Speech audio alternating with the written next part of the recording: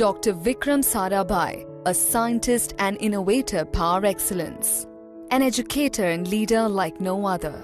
Born on the 12th day of August in 1919 to Sarla Devi and Ambalal Sarabhai, he hailed from a lineage of industrialists deeply committed to the Indian independence movement. Vikram would soon develop a fervor for the sciences. After graduating from Gujarat College, he went on to pursue a post-graduation in the University of Cambridge. However, the Second World War would force him to return home. This turned out to be a blessing in disguise.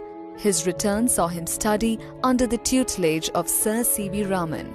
Eventually, he would go back to Cambridge and return to India in 1947 with a PhD in cosmic rays, ready to foster a new era of growth and development. 1962 saw his first tryst with space. His track record in the sciences saw him appointed as chairman of the newly formed Indian National Committee on Space Research. As chairman, he oversaw the setting up of the Tumba Equatorial Launching Station in Trivandrum in 1963, a career highlight to this day.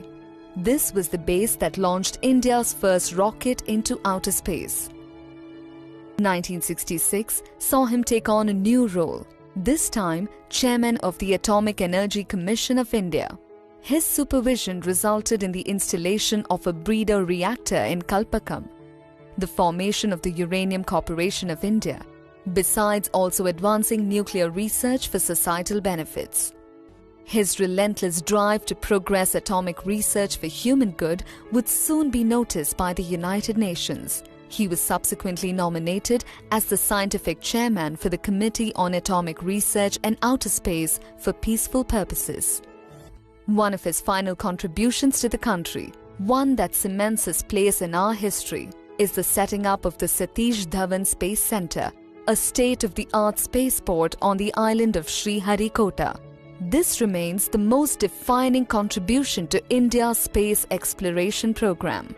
Dr. Vikram also took it upon himself to educating the masses. His belief that knowledge ought to be universal saw him enlist the services of NASA to bring direct-to-home television for the first time to the country. Particularly in a country like India, where the large mass of people who have to be motivated are illiterate, it is very important to, I think, have the information input as an integral part of the developmental process. And I think a powerful technique like an audiovisual presentation through television can be one of the most important motivations, a catalyst for action. His immense contributions saw him earn the Padma Bhushan in 1966 and Padma Vibhushan posthumously in 1972. Today, he is renowned and celebrated by the country that continues to be inspired by his brilliance. Dr. Vikram Sarabhai, the man who paved the way for India's phenomenal growth story. Truly, a man ahead of his times.